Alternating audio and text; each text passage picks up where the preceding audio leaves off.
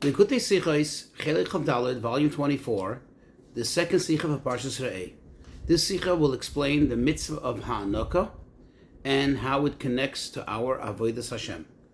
As an introduction, it's worthwhile to read through the psukim, the verses, chapter 15, verses 12 through 15. There Hashem says that if you have a Jewish slave who's sold to you, then on the 6 years he should work for you. On the 7th year you let him free. And when you send him out to his freedom, you should not send him out empty-handed. Rather, you should give him hanik tanik loy. You should grant him. You should give him special gifts. And Hashem says in Pasuk Tezvav, in verse 15, that you should remember that you too were a slave in Egypt, and Hashem released you. Hashem redeemed you from there, and therefore you should do this thing. So as a quick introduction, just to familiarize ourselves with some concepts, Eved Ivri or Amo Ivriya, Jewish slaves, they work only 6 years. That's the term of their enslavement. And on the 7th year, when you send them out, you're supposed to give them ha'anaka. That's the mitzvah of granting them a special gift, a special, like a severance grant, so to speak. Now, what does this consist of? Well, the master, the one who owned the slave, has to give them something that is, the Gemara terms, bichlal bracha, that goes into the category of blessing, meaning that it continues to reproduce. So therefore, you can only give either livestock or produce, like fruits or wheat or stuff like that, things that if you plant them, they will reproduce. Now, another thing to be familiar with is the idea, which is very prevalent in the Rebbe's teachings, that every part of the Torah is consistent with the other aspects of the Torah, meaning that that which appears in the Chelik HaHalacha of Torah, in the section of halacha, of rules, of laws, in Nigla the Torah, in the revealed part of Torah, is always consistent and reconciles with Chelik HaKabbalah, with the esoteric part, with the Kabbalah part of the Torah. Now, a Evet Knaini, meaning a non-Jewish slave, is not in this category. In fact, an Evet Knaini, the Torah tells us that they have la'olam bahem ta'avodu, that they have to be held on to forever. Only in extreme circumstances is one allowed to release his Evet Knaini, to free his Evet Knaini from his enslavement. An example for it would be, since an Evet Knaini is, in a sense, a Jew, but not a full-fledged Jew. He has some status of a goy in one hand, and the other hand he has a status of a yid. However, when you set him free, the Evet Knaini becomes a yid. Therefore, let's say, for example, there's a situation where you need a 10th person for a minyan, then the master is allowed to release him on the spot. Thus, he automatically becomes a Jew, and then he can be considered and counted for the minyan. Now, the avodas ha'adam, our avodah of Hashem, of every individual, typically is subject or is concentrated in the area of birur hamidos, which means the refinement of one's character traits. And what is the ultimate aspect? To reach to moichin, to reach and to become incorporated in the intellectual aspect of things. That's the higher level that one has to reach. Also, to familiarize ourselves with the concepts of Kabbalah's oil and bitul. Kabbalah's oil means literally to receive the yoke, meaning that you do things in total subservience without any reasoning, without any question, which in a sense is, so to speak, without any whatsoever appreciation. And that is the true aspect of bitul, total and absolute bitul. One more thing, we know that the Rebbe's father, Rabbi Levi Yitzchak, who was exiled for several years and didn't have much svarim with him, he wrote rishimos, he wrote some notes on the Zohar, on the Parshas of the Torah, on the margins of the pages of those books that he had with him, which, like I said, was just the Torah, and meaning the Chumash, and the Tanya, and the Zohar. And those, over the years, for many, many years in every Shabbos Farbrengen, and sometimes also in the weekday Farbrengens, but typically in the Shabbos Farbrengens, the Rebbe would explain and expound upon. So let's get into the Sicha. On the mitzvah of Hanukkah, the Torah says the reason for it, as we just stated in the introduction, that the Zocharto, you should remember that you too were a slave in Egypt and Hashem redeemed you from there. So the Sifri, which is the Medrash, says that what does it mean that you should remember? Why is this a reason for the mitzvah of Hanukkah? Says the Sifri, the number one, remember that I took you out. Hashem says, I redeemed you from Egypt. Number two, remember that I too granted you special gifts. Not only I gave you a gift, but I gave you a double gift, which is they got the loot at the Exodus from Mitzrayim, the stuff that they took with them, all the gold and silver and the beautiful garments. And later, by Kriyas Yamsuf, there was Bizas Hayom. That's what the Sifri says. But here's the question. We know that the mitzvah of Hanukkah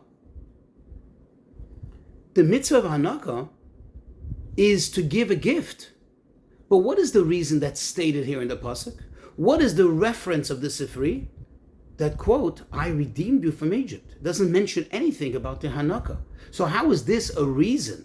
How is this proof for the mitzvah of Hanukkah? The answer, says the Rebbe, is when we take a closer examination and therefore a deeper explanation of the words of the Sifri, we'll get a better appreciation of this. You see, because when you try to match up this Sifri, what the Sifri says with halacha, you can ask several obvious questions. Number one, we know that the mitzvah of Hanukkah is, like we said in the introduction, exclusively that the master has to give produce or livestock, things that reproduce.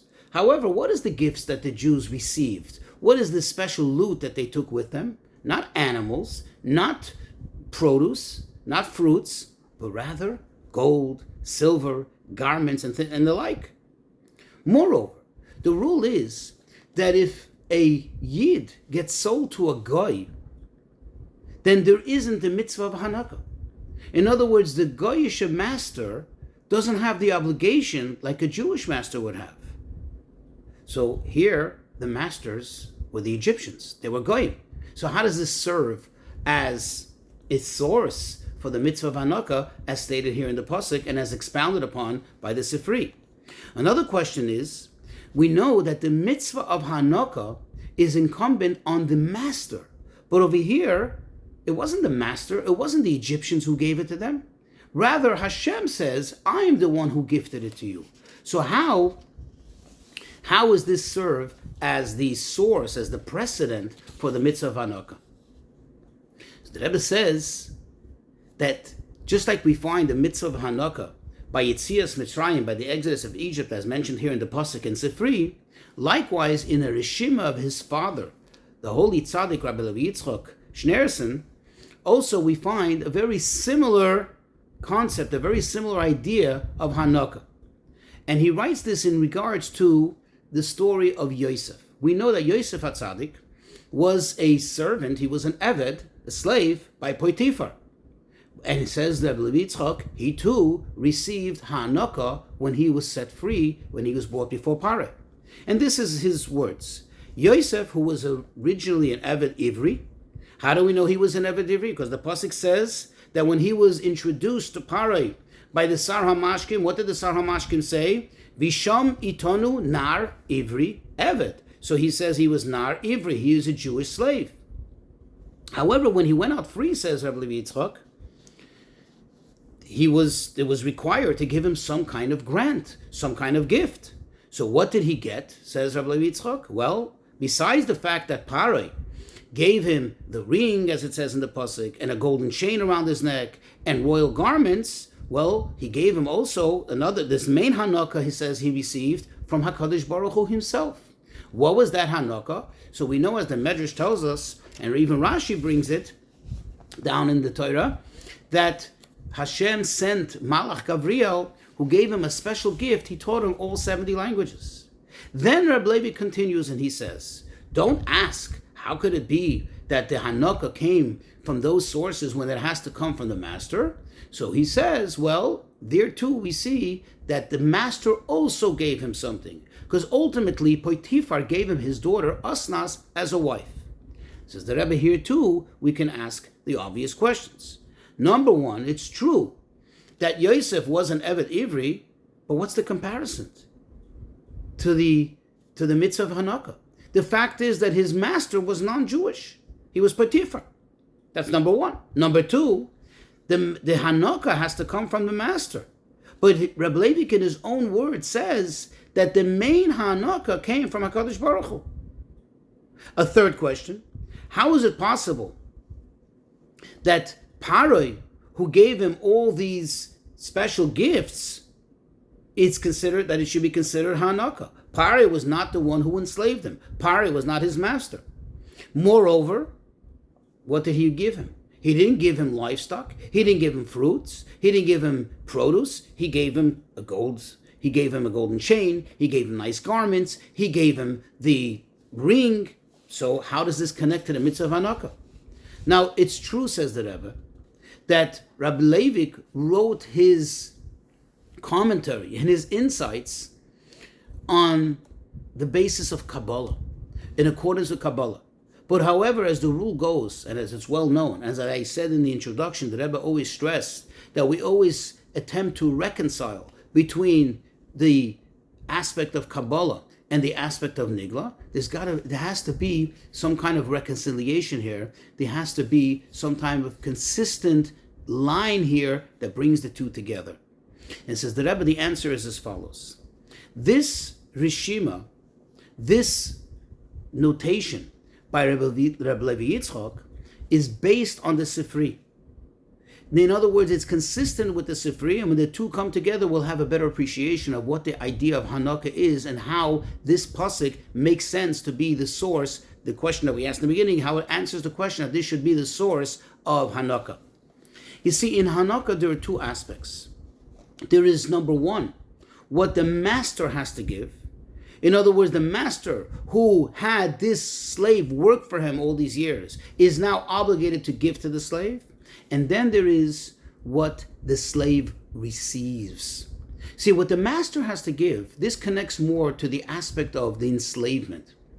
What the slave receives is connected more and consistent with the aspect of his freedom. And that's the emphasis over here.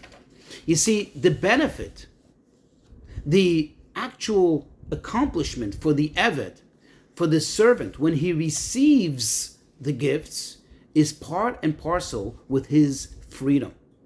That means he is fully released. He has his feeling of full freedom when he receives all these gifts.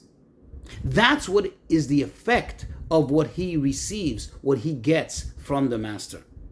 This aspect is emphasized in the pasuk.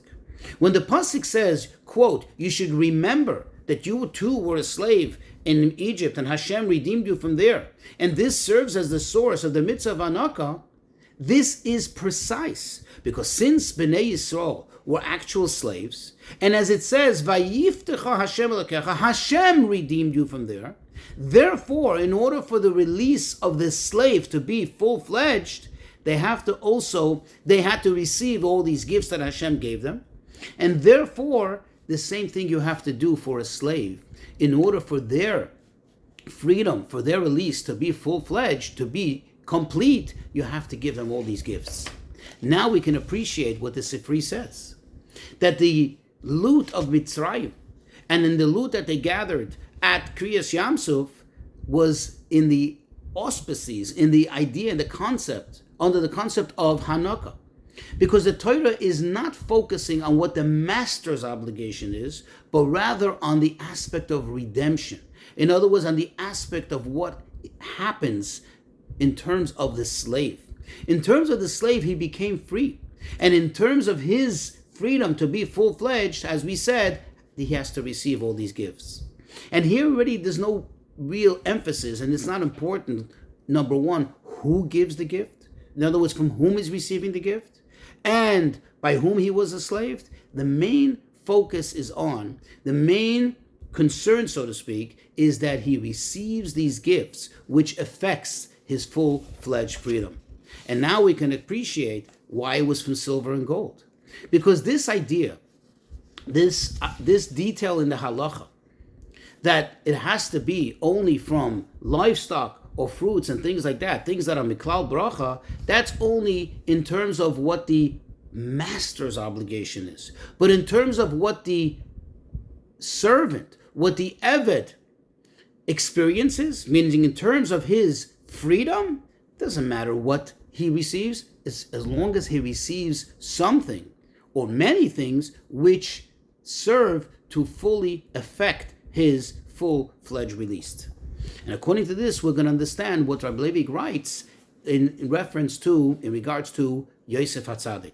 Since Yosef HaTzadik was a Eved Ivri, as he proves from the pasuk, who was freed, notwithstanding the fact that his master was not Jewish, he was now required to receive, he was eligible to receive Hanaka.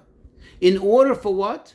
Not to fulfill the obligation of the master, because the master has no obligation, but rather for him to be free in the fullest sense. And therefore, what was the full-fledged, so to speak, full-fledged act that finished off the freedom of Yosef?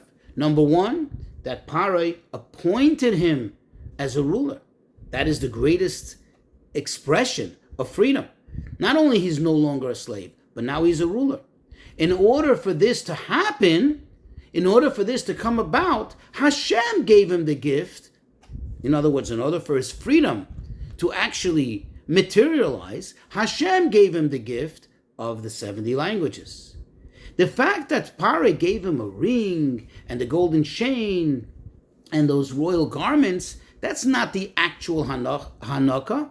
That was just an expression of the fact, this is a result of the fact that he's already a free person. But that wasn't the act of Hanukkah, the act of making him free.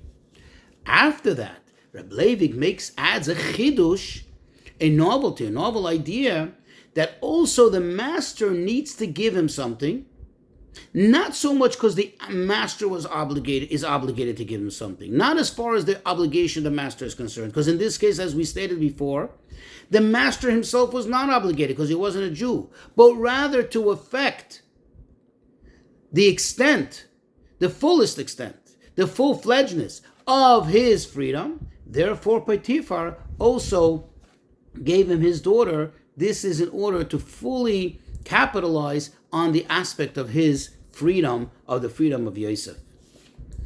So till here, we just discussed, so to speak, the chelek hanigla, the reveal part of this halacha, meaning the halachic part of it.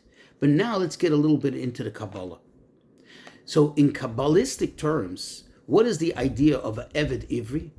The idea of an Eved Ivri, as the Rabbi Levi brings in the continuance of that Rishima, an Eved Ivri is considered to be in the level of Moichin de Katnos, which basically means that the main focus of the person is Avodas Hamidas, as we stated in the introduction, that the main focus of a Yid's service of Hashem is the refinement of one's midos, of one's character traits. Now, character traits doesn't mean that it's exclusively emotional. There's also some moichin, some intellectual aspect involved in it, because the fact is that you cannot act on emotions, purely on emotions. There has to be some moichin, but it's moichin de katnos. It's a very miniature level of moichin. However, when one, quote, completes his avodah, one reaches, so to speak, the next level, then, says Reb Levi, one, quote unquote, receives a Hanukkah. He receives that grant, that special gift, but he receives it in a double measure. What is the double measure? Moichin de Gadlus. What is Moichin de Gadlus? Meaning a high level of intellectual service of Hashem. This is something that you don't achieve on your own, but rather when you reach a certain level, it's given to you after you're freed of your Eved level, so to speak. Then you receive the double, which is Chachma and Bina. So we see from here that the Hanukkah is not something separate from his freedom, but rather this is the freedom of the person himself. And according to this, we can get a better appreciation why an Eved Ivri, or for that matter, Alma Ivriya, they only serve 6 years. Whereas an Eved, meaning there's a limited amount of time in which they have to do this avodah, in which they are quote unquote enslaved, versus the Eved Knaini, who has to quote serve forever, who has to be enslaved forever. You see, because an Eved Ivri, as we said, is the avodas hamidos, meaning this is the aspect of serving Hashem through one's emotional or character traits. This, although, of course, there is some bittul involved, but it's not in the fullest sense. Why? Because when one is serving Hashem through their midos, through their character, through their talents, then quote unquote, one feels one has expression of themselves. There's a self-expression.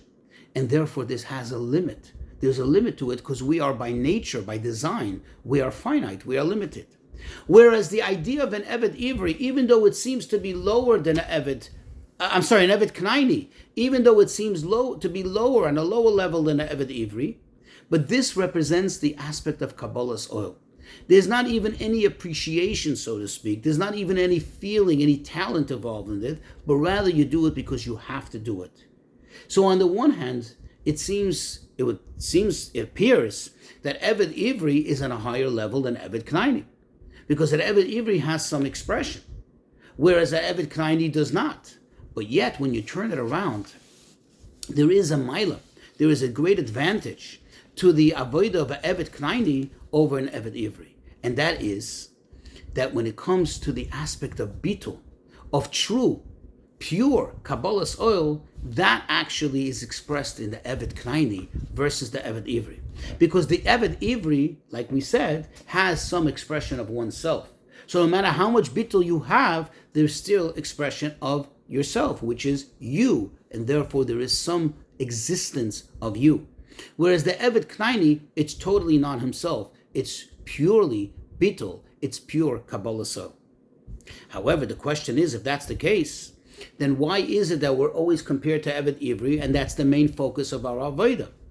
The answer is, says the Rebbe, because what Hashem really wants from us is not just to be there with total and absolute subservience. In other words, not to be ourselves, but rather Hashem desired that there should be a fusion of bitul, which is Kabbalah's oil, and therefore we're called an Eved, but on the other hand, there should also be the fusion of one's self-expression, the expression of one's talents, of one's nefesh, of one's soul, of one's inner koiches. And therefore, the typical avodah for a yid, the common avodah for a yid, is in the aspect of Eved Ivri.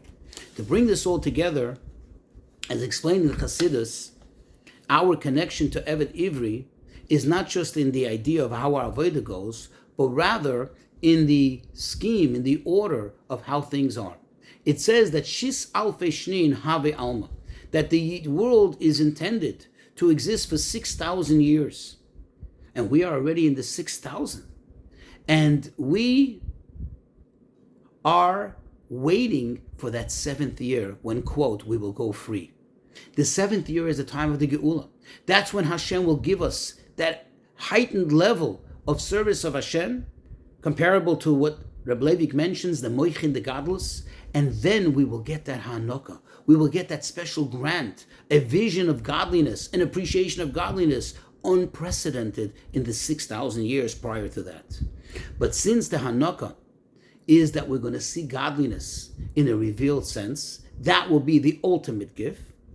And now, as we are, so to speak, in the 6,000th year, and therefore we're, so to speak, like Erev Shabbos, close to Shabbos, when there is a mitzvah already to taste, to have a little sense of what's coming. Therefore, this is a time when Hashem not only has to show us and has to give us a little taste of the future, but also we need to indulge in that taste of the future to learn Chassidus and to get an appreciation of godliness. And certainly this will bring us to that point when Hashem will, quote, release us, redeem us, set us free free from this galus, and give us that Hanukkah, that ultimate vision of godliness and that appreciation of it all.